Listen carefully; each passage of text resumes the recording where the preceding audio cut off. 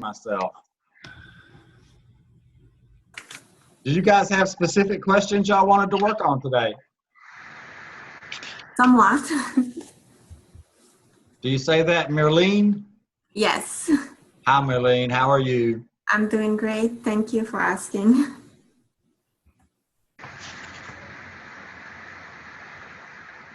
So who wants to go first? Oh. Okay. On the problem that we have for 4.1, even though I understand what was done, but my question is, from reading it, how do I know they are talking about a compounded interest instead of a simple interest? Well, every kind of interest rate that we're going to use in here is compound interest. So don't do any simple.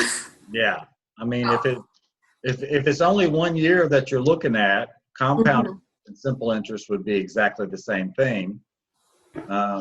But for our purposes, interest compounds. Okay. That's how you get growth, and it's very important when you're finding present values. Hey everyone, Mike Kennedy on the call. I'm Mike Kennedy. How's it going, Dr. Vine? I'm great. What's the 706 area code? Columbus, Georgia. Columbus, Georgia? Yeah, you been here before? Hunker down, you hairy dog.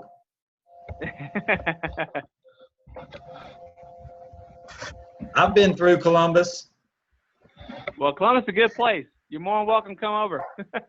When y'all get to know me better, I will tell you a story about a very long night I had in Athens, Georgia, but I don't know y'all well enough to do that right now. Hello? Well, maybe before finals or after finals, you can tell us. We'll have time. Looking forward to it. All right, question? Anyone? I still have more. I'm ready. Go ahead. Okay. For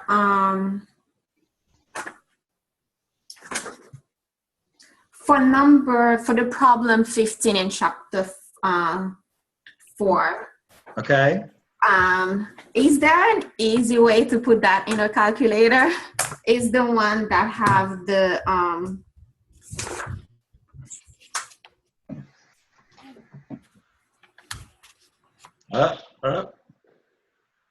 Number 4. Go ahead. I'm listening. I'm just number trying 15, number 15 in chapter 4.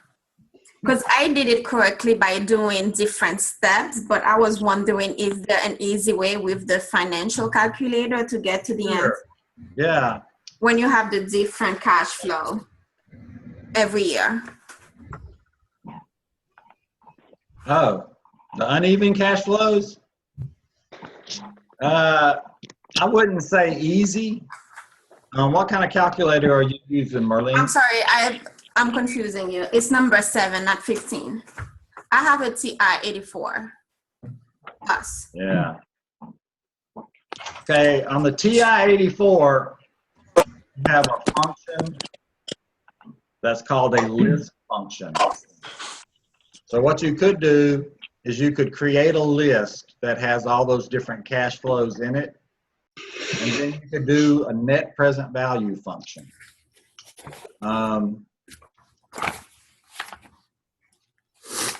I wouldn't spend a whole lot of time trying to figure out how to use that particular function for test 1, but by the time we get to test 3, you are going to want to be friends with that function. Okay. Because So what I did, whether you invest time in it right now is up to you. Before you do it, I would see if you could Google videos about using the list function or the NPV function on a TI-84. Google a video, because I'm sure there are some out there that would show you how to do it. okay, I did it differently compared to what you did by using the calculator, by finding the present value for each cash flow for each year, and then add them up. That's fine. That's perfectly fine. Yeah. On the test, as far as the explanation, I just put whatever I do and type it in. Well, this is real important, guys. I care that you guys get the right answer. All right? If you get the right answer, you get full credit. All right? You don't have to show any kind of documentation. You don't have to show anything but the answer. If you get it right, you get full credit. The risk is that if you don't get it right and I can't figure out where you went wrong, then I fall back on my my rubric that I showed you in a couple of different places, and I can't, you know, if I can't tell where you went wrong, I can't determine how much partial credit it's worth.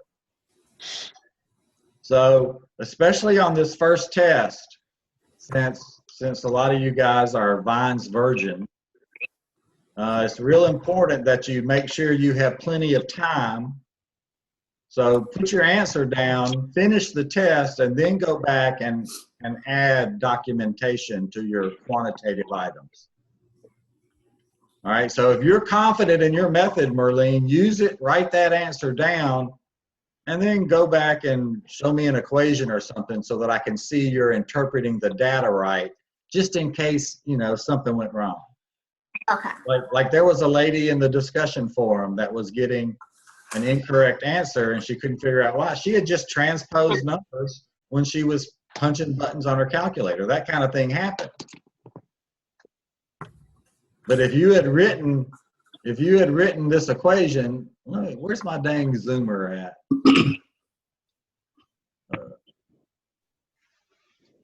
Sorry. Let's just go to 200.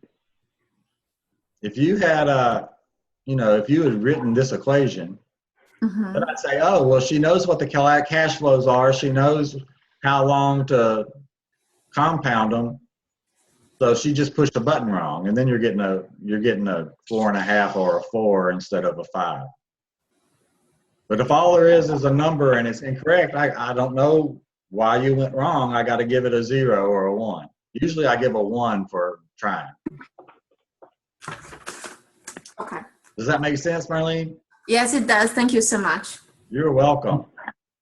So part of what you said was that we can use Excel, right, instead of using any calculator. Yes, sir. All right. That makes me happy. Good. That's what I want, is I want y'all to learn finance first and be happy second. Right. So I guess my question along those lines, as Jeffrey stated, are we able to use those calculators that were provided to us? Or like in the toolkits? Yes, sir. Yes, sir. Okay. Yes, sir. That's going to be a mass formula list. Whenever you cut and paste spreadsheets or stuff like that, though, please highlight your answer. I'm going to have about 3,000 questions that I'm grading on every exam, and the easier it is on me, you know, the less tired I get and the less mistakes I make, and in general, the nicer I So, as an I hear example, you. for documentation, if we use Excel on this 4.7 So we can use Excel. and we calculate the net present value with the uneven I cash do- flows, do and then know. use that as the input to the future value. Yeah, like if you're using Excel, if you just put the function you're using. Okay. Hey, We'll have to key in the values because that don't copy too well when we're referencing cells. Yeah, but I mean, you know, it's not that bad. Rate, you know, and then whatever your PV is and whatever your payment is and whatever your FV is, it's not that bad to type that. Okay. yo, Mike.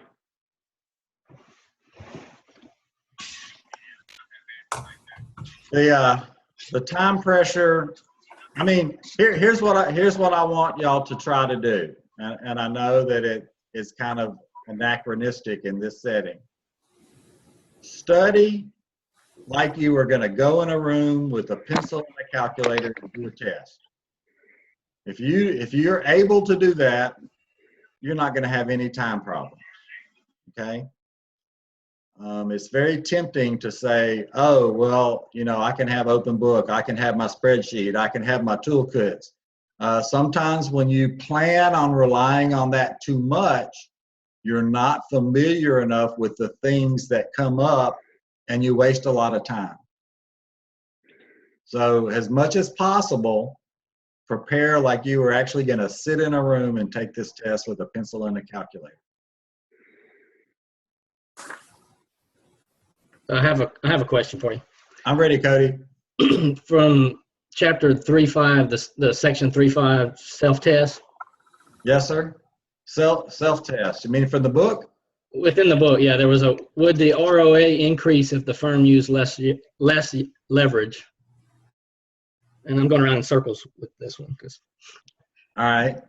because I see the answer is yes, and certainly using less leverage accounts for less expense in the net income from the debt. What page is that on, Cody? Ooh, page.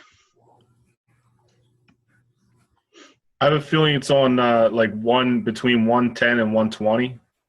Yeah, I'll get it for you. It's chapter 3.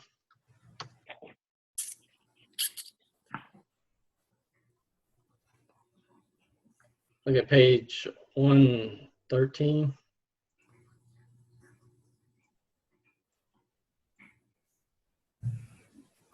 Wait, dang it.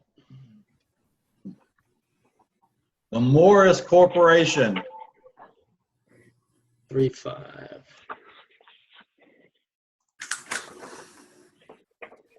So look at page 116. I'm sorry. That's all right. Don't be sorry. Towards, well, it's actually the last block, the question, and it's actually just a follow-up towards the end. It's, would the ROA increase if a firm used less leverage? Well, that's a tricky question. Yeah, I mean, it depends on how it affects income or how it affects the asset. All right. Or equity. So let's approach it this way.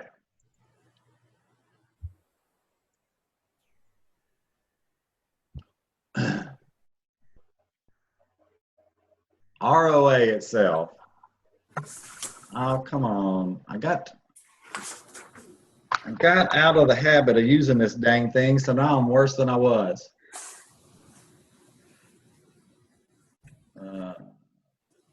I need you need to get the pen. The pencil. Yeah, but my big old hand keeps on falling down on the tablet, and that freaks it out. I've got to be more dainty. But I'm kind of old, so it's hard for me to be dainty. So the return on assets is a function of my sales that I'm generating, asset turnover. And I'm just using the simple DuPont here because that's what they do in the book. And my expense control. So on the surface of it, just the fact that I changed my use of debt doesn't automatically affect my asset profitability. That's a financial decision. But if I am measuring the effect of expenses with profit margin, and I'm calculating it this way, the difference between sales and net income, one of the things in there is interest expense. So if I change my use of debt early enough in an accounting period that it materially affects my interest expense, then that is going to affect ROA. And that's one of the reasons that I put the alternative to DuPont in the reading guide, where it separates out financial effects and operating effects. So that's one of the problems with DuPont, is that the financial effects and the operating effects can bleed into one another. Does that make sense? I'm not sure exactly what the authors, or probably the graduate assistant that created those self-tests, was shooting at with that question. But I think it's a trick question. I think it's a lot more complicated than they probably intended for it to be. Yeah, because I've come up with things that it depends on how if your revenues increase as a result of the debt financing, Yeah. that Yeah. could have a, Well, when we're talking about the effect of using debt, it's best to hold your investment decision, hold your assets constant. Don't think about changing that. Just think about what does this change in debt do? And if I'm changing my operations, it's always best to hold the financial decision constant. Because if I go borrow more money and use that to build a new factory that really increases my ability to maximize value, I could have done the same thing by using equity. I could have, I would have got the same benefits from the factory no matter how it was financed. So it's best to try to keep those effects separate whenever possible.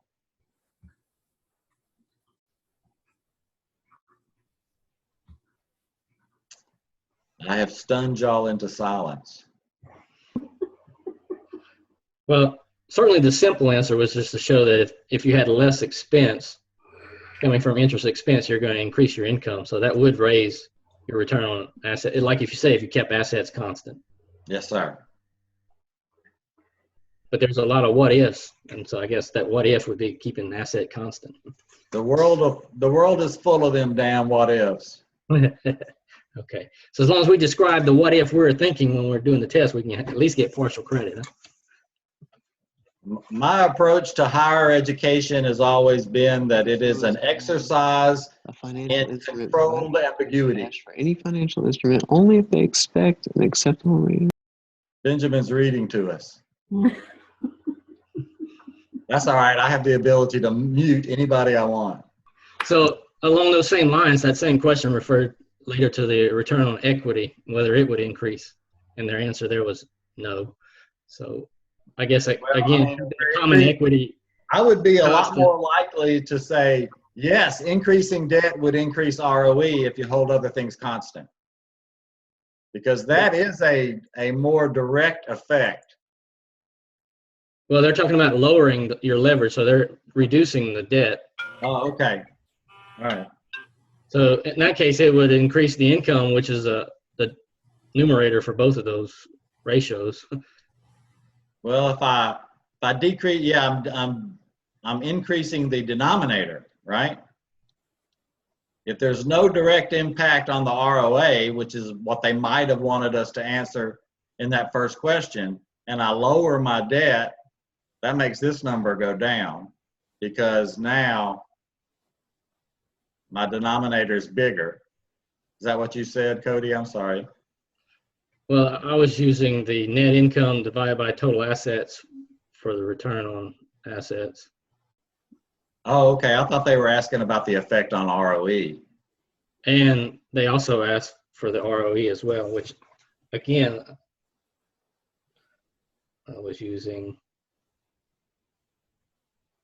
net income over common equity.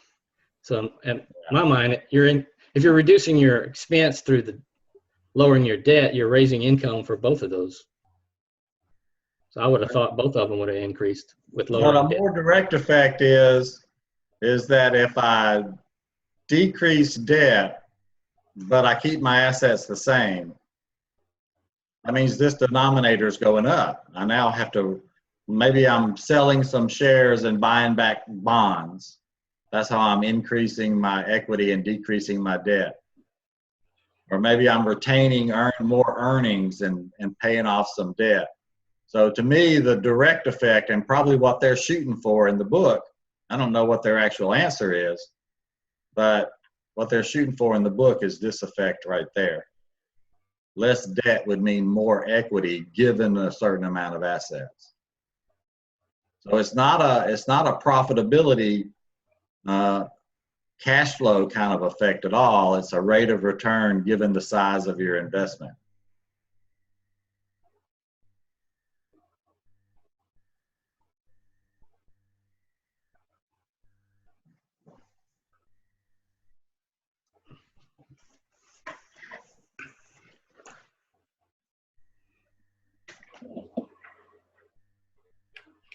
Dr. Vines, can I ask you to kind of work on some of the simpler problems? This is one of the classes that I was dreading most and I'm a little scared of. So, starting sort of from scratch with all of this, is there any way to sort of work through some of the You can ask whatever you want, and I can sort of do a lot of things. Okay, cool. Which one in general are you thinking about? Well, I need the Finance for Dummies version. So, it's I don't know. I'll be the silly one to ask on, question 4 or 5, if you will, if you could help me with that. The only silly question is a question that you want to ask, but you don't. Well, I'm the silly one that will ask the question because, and for fear of looking like a moron, but so here we go. Okay, 4 what now? 4 or 5, problem 4 or 5. All right. So we got a future value of an annuity because I'm trying to figure out what I'm going to have at the end when I do all that stuff, right? Yes. And I'm solving, let me go read the damn problem.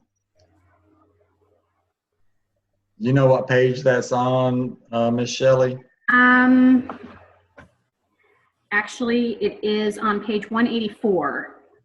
All right, let me see if I can find my book. Hey, Dr. Vines, and once this piece is done, your explanation, is there any way you could go in and maybe show on the Excel calculator how that would be done? On the Excel calculator? I could pull up an Excel spreadsheet. I am not an expert on Excel. I went to school back in the olden days. All we had were clay tablets and abacuses. So. And I just bought a 10B2 calculator. I just received it today. So trying to learn how to use it using the most simplest of equations, i.e. 4-1, I'm having a hard time figuring out how to use this calculator. So I'm going to have to look at. Did you look at some of those videos that teach you how to use the calculator? I did look at one of them, the very brief version. So I'm going to have to look at the longer version because my answer is not coming out the same. So I have to figure that out. Do you have your calculator handy? Yes, sir. Did you say it was a 10B2? Yes, sir. I'm willing to bet without even laying eyes on it that if you did one yellow P/Y enter, it would solve your problems. Those things come set to monthly compounding and we want annual compounding. So you want me to change the setting to one payment. 1 versus 12? One payment per year. Okay. Yeah. I think I already did that. I got through that on one of the tutorials, but I didn't get through the whole thing just yet. So I'll figure that out. I don't want to waste your time or waste anybody else's time. You're not wasting time. Well, I'm asking questions that really only relate to myself, I guess. No. No, I'm sure you're asking questions that relate to all of us. It's fine. Trust me. If you have really dumb questions, there are always people that think they have dumb questions in a class, and then there's a whole bunch of people saying, all right, I am glad that they asked that question. There's so many people that think I'm not the one that did it, right? Shelly, I'm pretty sure that everyone who has an HB 10B2 probably just pulled up a calculator and did those numbers just to make sure that we're all on annual compounding. So really, thank you. Okay, good. Well, all right, it was number 5. Everybody's support here. Thank you. Did you say number 5? Yes, sir, please. All right. So here's the way I approach working time value of money problems. I have a timeline in my head. All right. So if it says you have $42,000 and I'm saying, oh, I have that right now. So that's something that happens at the beginning of a timeline, time period 0. That's a PV. All right. we're going to put in $5,000 every year. Aha, that's a payment. And I'm trying to get it all to reach 250. That's a future value.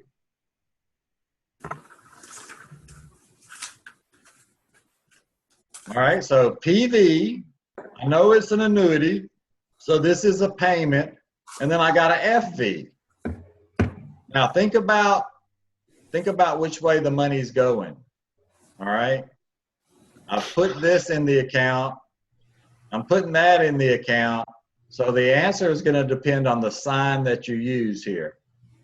You got to be careful with the sign, because your calculator doesn't know there's anything as a free lunch. So I'm putting this money in, the 42,000. I'm putting the 5,000 in, so they should have the same sign. I'm going to take out at the end 250. So let's make that one a negative.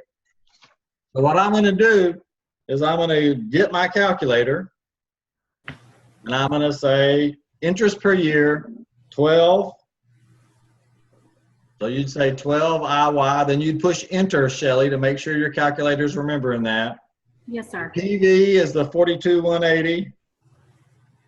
53, that's a PV. I'm entering that in my calculator. 5,000 is the payment. I'm entering that, and it's got the same sign as the other money I put in there. At the end, I got the 250,000. I want to make that a negative, so I'm going to use the change sign FV. Then I'm going to solve for N, and I'm hoping we get 11. So on yours, you would say compute N. So when I, hold on, I'm sorry, go ahead. N. Okay, so when I get N, unless you put in four values, and you enter it after each one. So now you just say compute N. Correct. Hold on, I didn't look at the answer yet. I think it was 11. The answer is Yes, it defines as long as the two numbers, as long as those two numbers have the same sign, it will work out. So if I get like a negative 42 and a negative 5,000 and just have the FV positive, it should still work out to the same answer. Is that every scenario? I was having trouble with your audio. Oh, sorry. Who was that talking? Autumn. Autumn Carter. All right, try again. Let me listen more carefully. Okay, so I just want to make sure for that problem, as long as you have the same sign for the numbers. So for the present value, if it's negative 42,000 and the payment is negative 5,000, and as long as the future value is a positive, that it will still work out. Okay, so it's just yes, ma'am. Because I think I had that issue, and I had since in the discussion, I couldn't figure out what I did wrong. So it's just those two signs have to be the same, and it should be opposite of the future value. That's right. You got to be. You have to be consistent in terms of which way the numbers are going whenever you're solving for the interest rate or for the number of periods. Okay, thank you. Now, Autumn, you're welcome to leave your camera on or off. Okay. But for an old guy like me, I heard you much better when I could see your mouth moving. All right, I was eating, that's why I had it off. But maybe I'm simultaneously hearing and lip reading. Okay. I have a skill I did not know about. Thank you.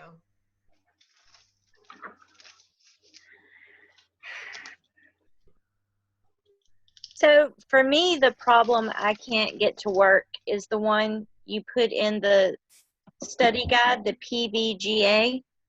Yes, ma'am. Could you talk through that equation so maybe my brain will grasp onto it? Certainly.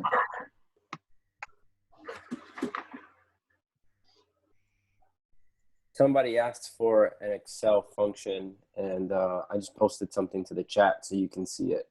I saw that, Jeffrey. Thank you very much. Mm-hmm. All right, I'm going to pull up the reading guide first.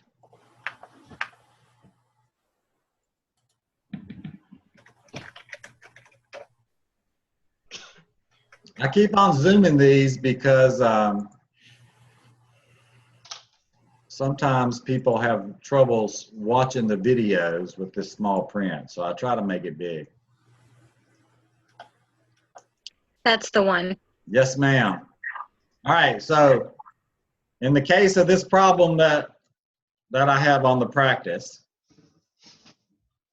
all right, I is 8 and G is 5, right? So that I minus G is always going to be a 0.03. So the way I solve one of these things is I start off just solving for parts so I can get rid of variables and just put some numbers in there.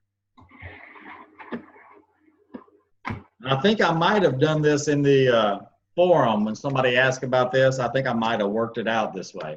Yep. I'm sorry, which problem are we working on now? Pardon? Which problem are we working on now? I'm not following. Number 4 in the practice. Oh, okay. That present value of a growing annuity. Okay, thank you. All right. The only other thing I need in there is a 1 plus G over a 1 plus I. I already know the other thing. I know it's a 33.33. So that's a 0.972, and I'm raising it to, what is it, the 15th power? So this whole end term here, that whole end term is a 0.6554. So let's do it.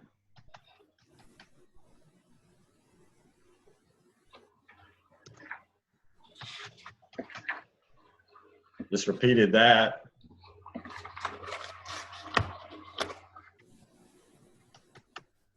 Boom.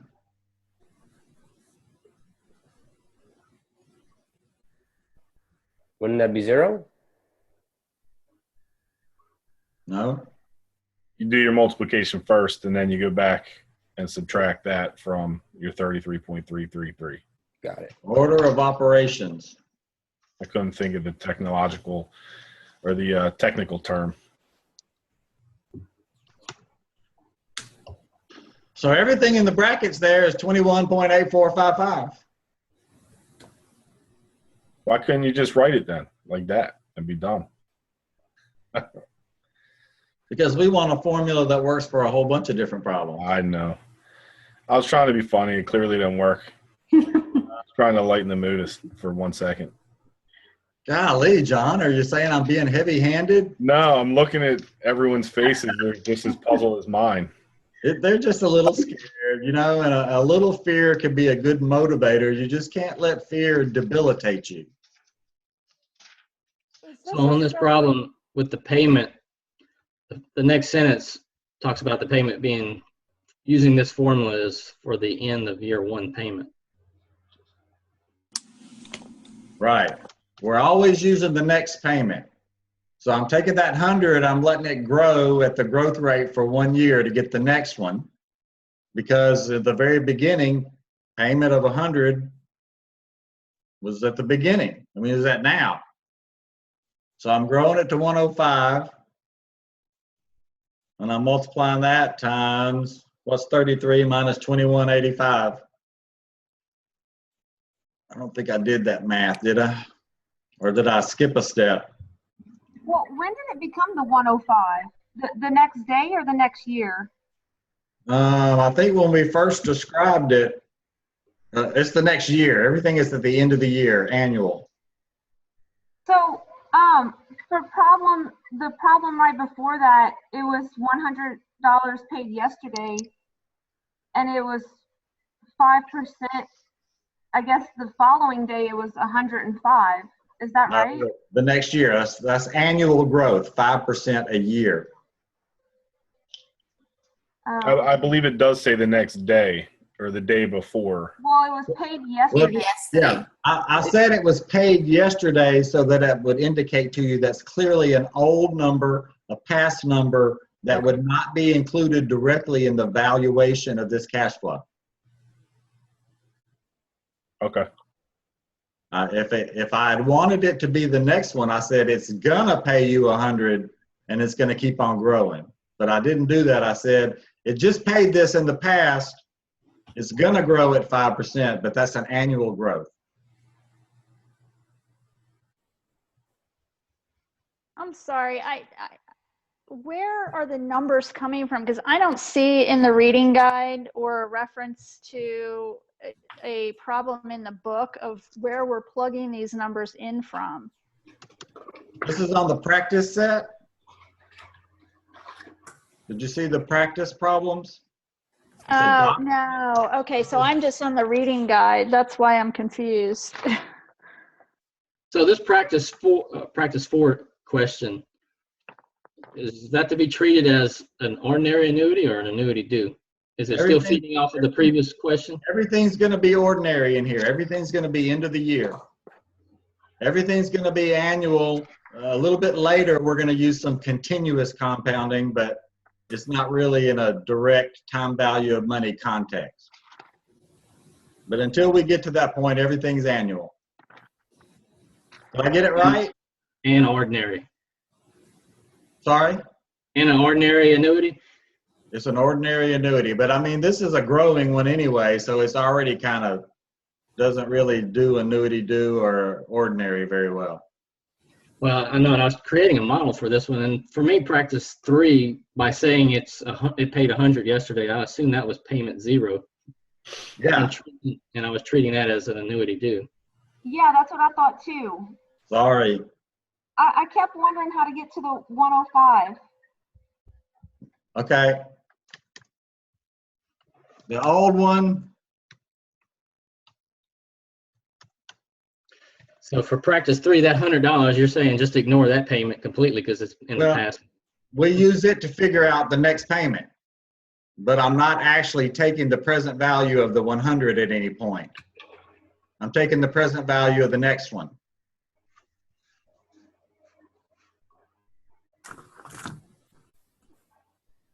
So on a timeline, what I'm trying to get you to see, and you know, maybe my language is just not working for you. It happens. I'd be working in circles. I mean, what I'm trying to get you to see is something old is a PV, but what we're trying to do is find a PV based on things that are happening in the future. Uh-oh. Damn it. Wacom failure again. When y'all evaluate me, say, this guy needs to learn how to use his damn Wacom.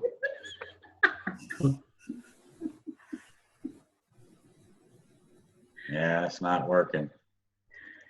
Oh my gosh. That's a 105. This will be like a, what, a 125 something? All right. So the 105 would be you would get the present value by discounting that one at the that one and all the rate. That one and all the ones after. So I'm bringing it all back. Whenever I'm finding a PV, which is what we're doing in valuation, is I'm bringing things in the future back to now. So I don't want to include something that's already at now because it's old. If I buy it today, I'm not getting the 100.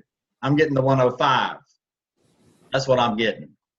See, that's what I did in the model. And so for period 0, that's present value is $100 for that $100 payment. But I don't get that $100. It's not discounted. But I don't get it. It's not part of the value to me. That's why I have 3,600 and you're coming up with 3,500.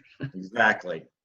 Okay. But another difference, Cody, and I did answer this on the discussion forum, is the way you modeled that in Excel, you modeled it as an annuity. But it's not an annuity, it's a growing annuity. Well, the way the PV works is you have to use the real rate of growth to be able to use the present value function. And how did you find that?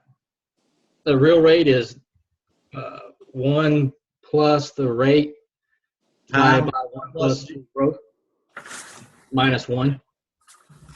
So what that allows you to do is, because I modeled it as well, row by row. And so that allows payment to stay constant at 100. And you're able to use the PV function.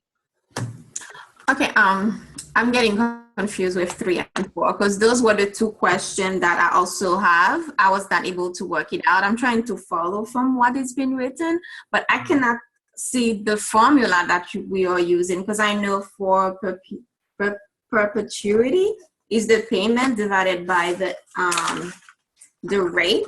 Yes. But in here, I didn't know how to tackle it to even start. So I'm not following what we're doing now to get to the answer. I mean, the payment is 100 and the rate is 8, right? For number 3? No, on 3, it's that's the growing perpetuity, or is that the growing annuity? It's a growing perpetuity with the was paid yesterday thing. Yeah, so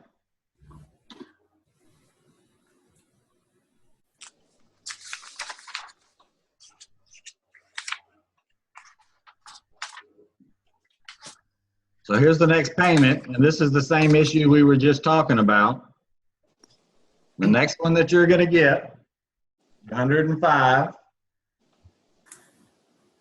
So that's cash flow 1, payment 1, because it's growing. Not all the payments are the same. And then I got R minus G. The R is 8 and the G is 5.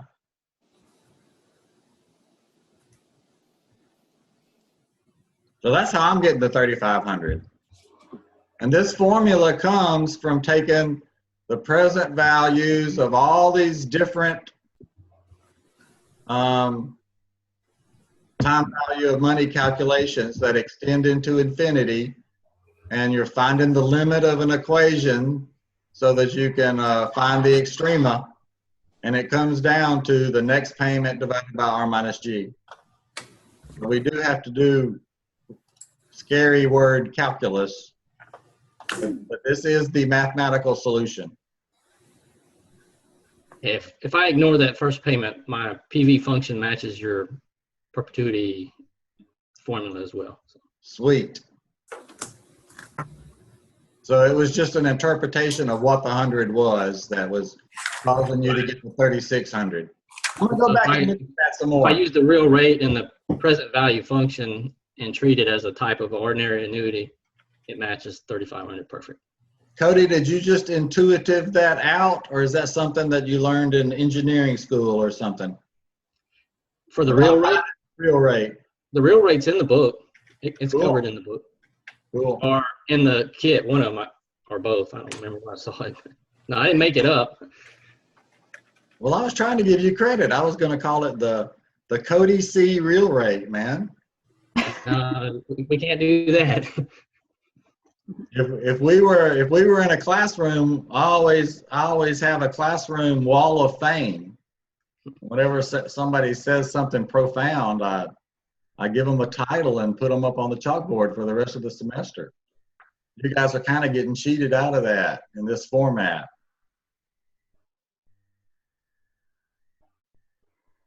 I'm behind on my chats. It's just Jeffrey and his fan club. That's cool.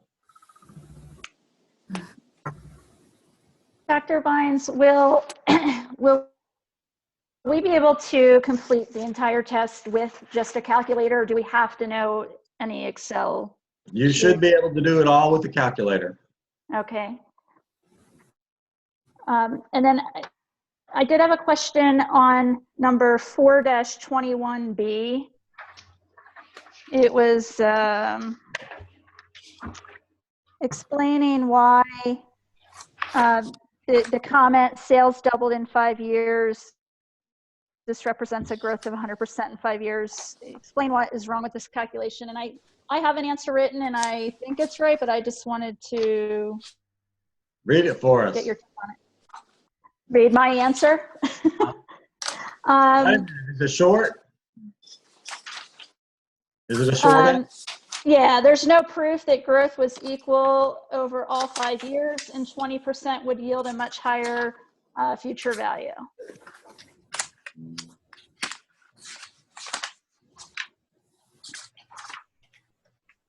What problem number is this? 4-21B. Okay, so it doesn't consider compounding.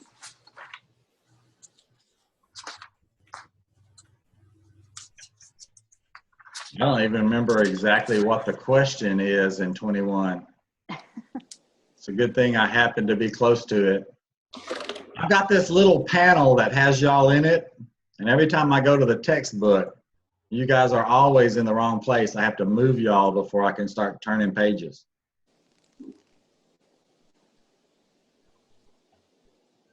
You need a dual screen setup. Now, come on now, don't be getting technical on me. Yeah, I would think the root of why that's not true is because it's not accounting for interest, earning interest. Yeah, you don't get to earn interest on your interest, which is what compound interest is. Does that make sense, Miss Sarah? It does. I guess what threw me off was that it was talking about sales more than interest earned. So I was looking at it from the perspective that it wouldn't have been equal over those 5. It's not like they would have had the exact same sale increase over 5 years. So when I was getting my PhD in Knoxville, Tennessee, one of my drinking buddies, one of my friends, was this guy that was he had like a master. He had a master's degree in forestry, and he worked over in the ag school, and he was creating particle board. So he was trying to find these different mixtures of woods and other crap that would make better particle board. And I was over at his house drinking. I was over at his house discussing things one night, and I picked up this forestry journal off of his coffee table, and I was flipping through it. And you know what these people in forestry were doing? They were doing compound growth of trees. They were talking about the rate at which trees would grow and the optimal time, to cut a tree. And they were doing compound. So there's lots of things that compound besides just interest.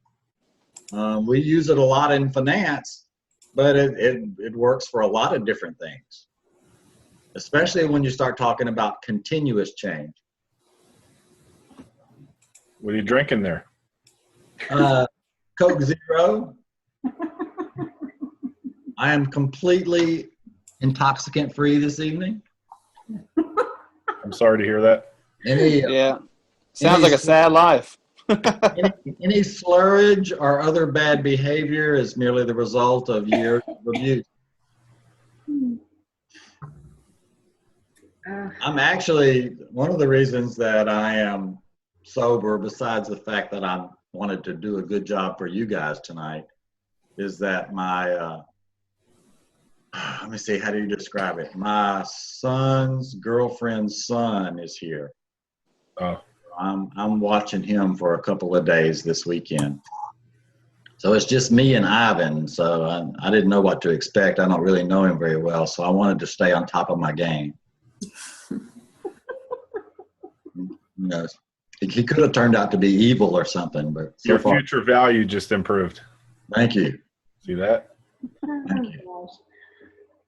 Keep trying, John. Keep trying. I'm trying anything. I'm trying anything. Hey, one of the first things my daddy taught me was, the secret to being a good salesman is making lots of damn sales calls. Yeah.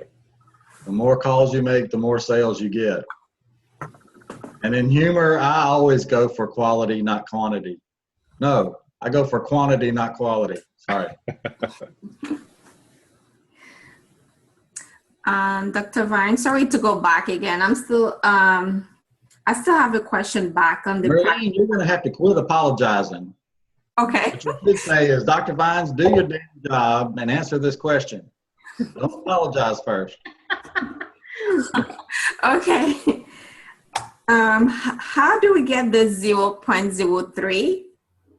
I'm trying to see which formula we're using. Question 3 on the practice? Yes. For the growing,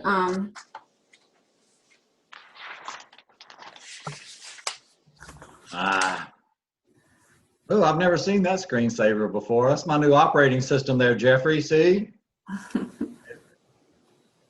That's a good thing that came out of it. All right, practice 3. Okay, now repeat your question, Marlene. okay, you see how you have 100 times 1.05, which I understand divided by 0.03. Where did that come from? That's the 8% interest from up here in number 1. Oh, okay. 5% growth rate, R minus G. Okay, got it. Thank you. You're welcome. Jeffrey, are you watching TV?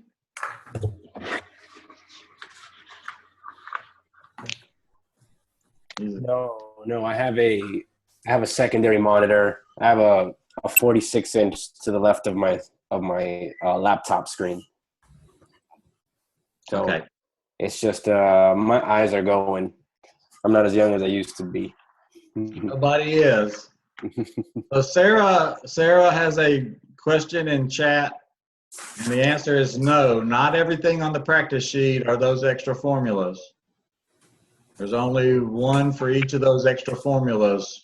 Okay. There's also some CAPM stuff, and there's some simpler stuff. I'm sorry, what was the question, Dr. Vines? You pull up your chat because she sent it to everyone, so everyone should be able to read it.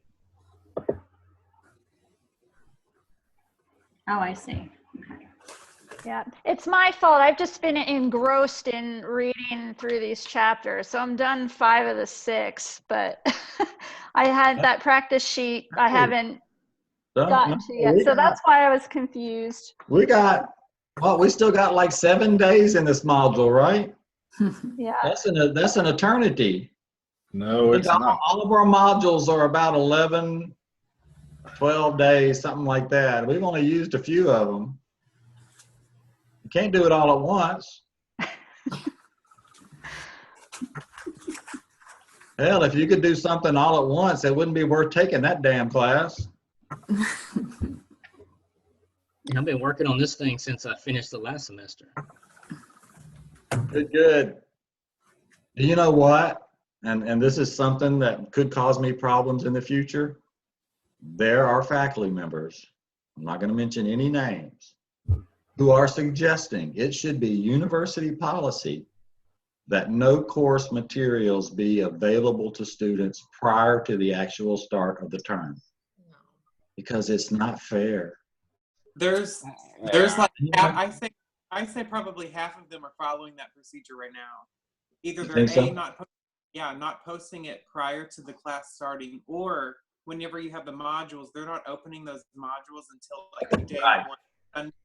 Right. Because this is my last class, so I've been through 10 other classes, and most other professors are following that. So it's not they're offering it. Part of it is that they're Nazis and they're trying to make everybody do it their way. Another part of it is that I'm not sure somebody that would institute that rule cares about how much you guys are learning. They're thinking in terms of, oh, well, this person's going to get a greater grade than that other person, and I don't care about that shit. I just want y'all to learn. Yeah. It's not a competition. If you want to start learning early, knock yourself out. That's my approach. I don't understand the concept of fairness when it's at your own pace. Well, from what I hear, some of these classes aren't at your own pace. This isn't really at your own pace because, day 11 comes around, you're taking your damn test. You can't wait until day 37 to take that first test. So it is scheduled.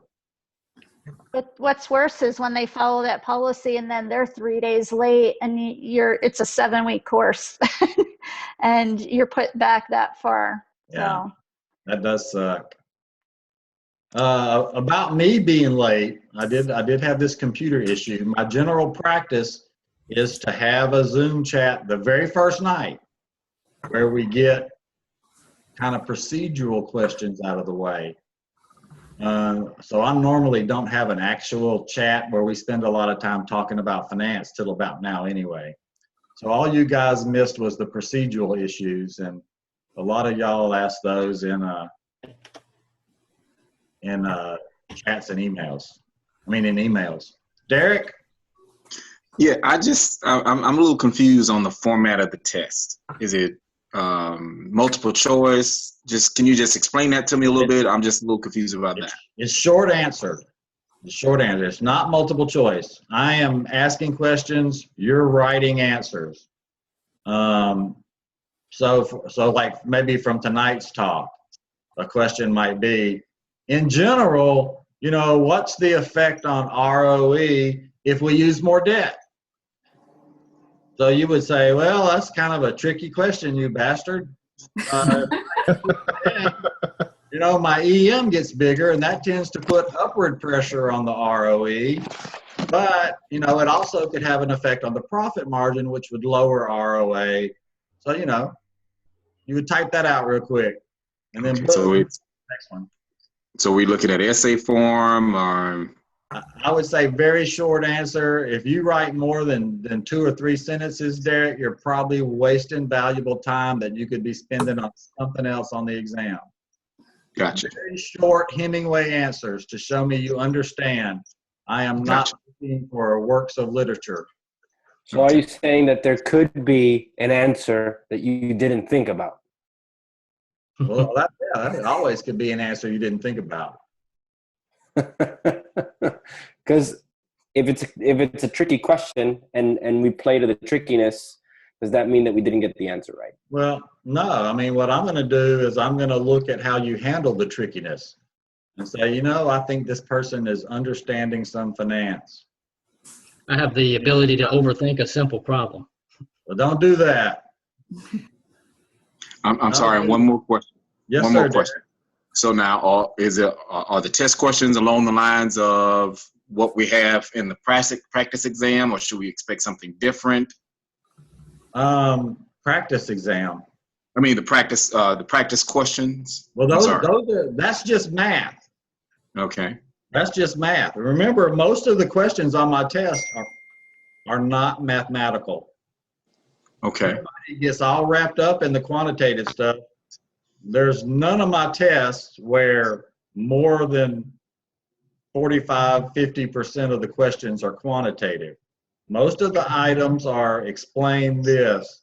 What does this mean? Stuff like that. Okay. Something just dinged. What the hell was that? Did y'all just hear a ding? I did too. I did. I'm looking for it. Yes. Your 1 hour mark. Does it happen to be 8 o'clock? It is. It is. That's what it was. Let me show y'all something real quick. To answer, Derek, do you say your name Derek or is it Derek? It's Derek. Okay, well, there was a football player at Tennessee that spelled his name like you, and he said, I'm Derek. Okay, no, I'm not. Make sure I wasn't saying it wrong. No, you're good. Here's us. Let's go home. Let's go Finance 730 Spring 2017. Let's go, let me find a safer one.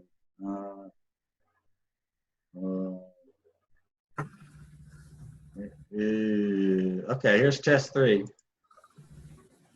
This is just from this past term. Was anybody in that class that came tonight? I did see some repeat names on the roster. I just don't know if they came. I've taken that class. I don't know if I took it last semester. I do recognize your name, Miles. Did you make an A? I did make an A. You're the man. What we'll do, are you coming to chat tomorrow night, Miles? I'm not asking for a promise. Hey, I'm in Shreveport to walk for graduation, so I cannot promise to be sober tomorrow night to join chat. So you're going to walk for graduation before you've completed my Finance 701. You're counting your damn chickens. I know. You're gonna have to go ahead and send me that extra graduation fee. All right. Here's some inside baseball for y'all. Here's test 3, Finance 701. What's the difference between an ETF and an index fund?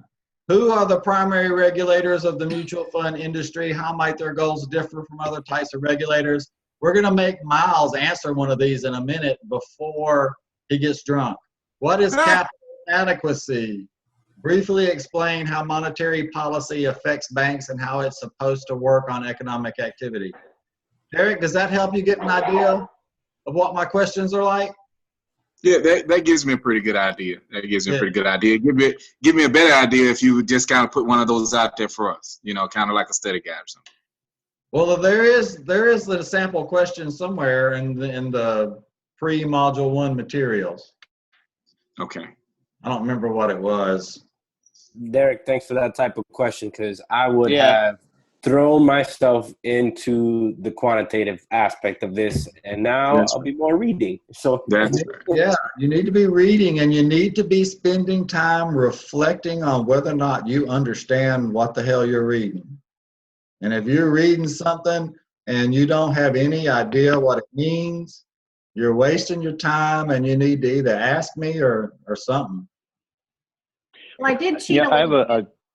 There was on the LSU Tiger Droppings forum. I don't know if any of you have ever gone on there or not, but you know, yes, you were talked about a wee bit, and you know, they talk about what to expect with your exams, and many times they say, you know, it's about 50-50 quantitative, qualitative. So, you know.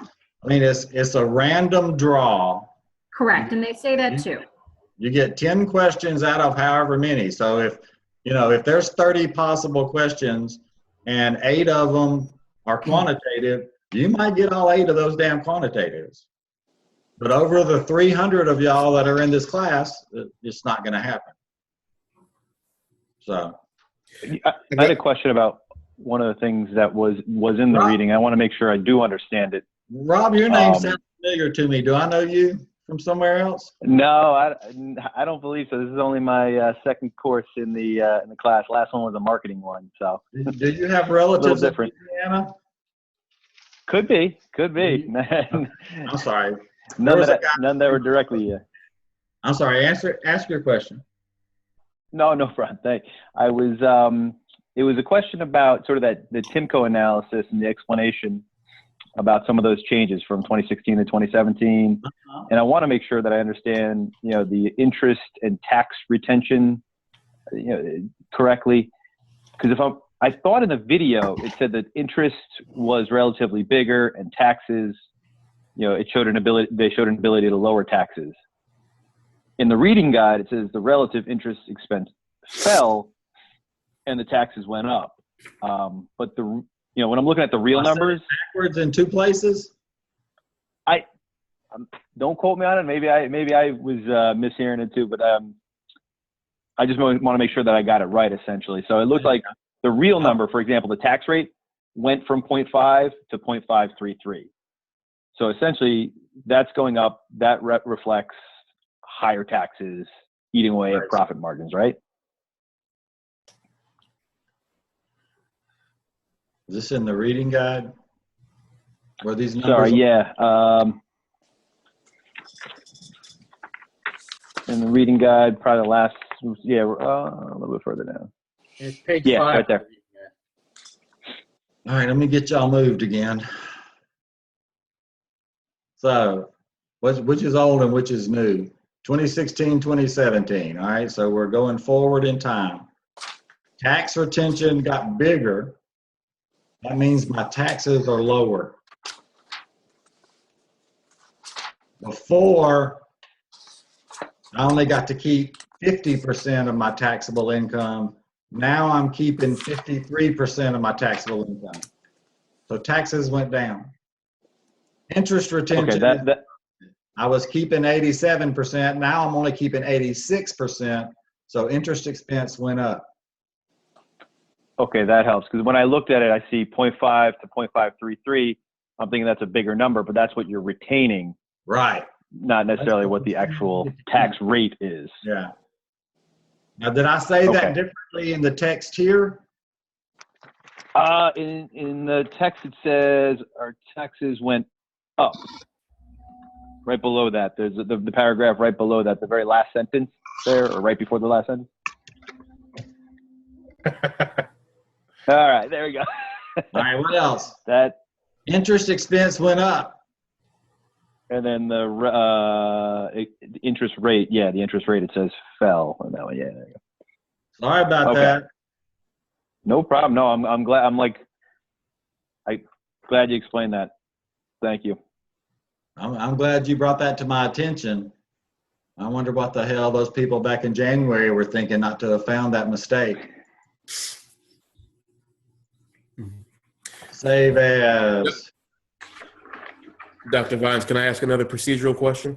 Yes, sir. Let me do this real quick because it's harder for me to multitask as I get older, and especially when the nicotine dragon is calling to me, and she's starting to.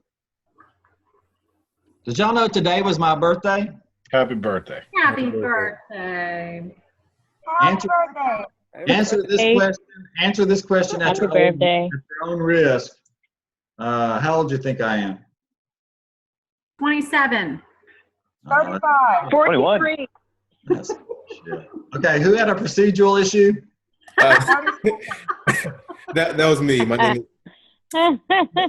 is Kevin. Hi, Kevin. Hello, sir. So regarding another procedural question, you clearly placed an emphasis on the problems in chapters 4 and 6 with regards to the quantitative stuff.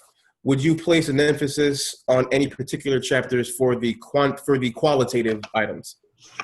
Yeah, all the stuff about decisions and value creation that they talk about in 1 and kind of allude to in 2. That's good stuff. I mean, the stuff in the reading guide, the things I spend more time on in the reading guide are the things that I think are more important for you progressing through the material in the course.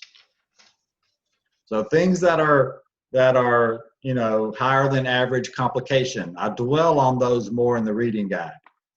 Now, there's some important stuff in the textbook, and I might have a sentence that just says, oh, notice page 105 where they talk about this. You should go look at that, and it's important, but it's not complicated enough that I felt the need to spend all kind of time on it in the reading guide.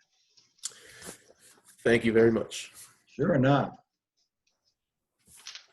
So I hope to see y'all tomorrow night. I'm gonna go see if Ivan has set anything on fire, or if I've also got my grand dog and my grand cat here. I need to go check on them. What if it's your birthday? You're by yourself with Ivan? Just you guys? I've got Scout and Arnold here. I'm not by myself. And I tell you what, I've been married a whole long time. Sometimes it's nice to be by yourself. I'm with you. You don't have to share the remote control. You don't have to make plans for what honeydews you're going to do tomorrow. Bye, guys.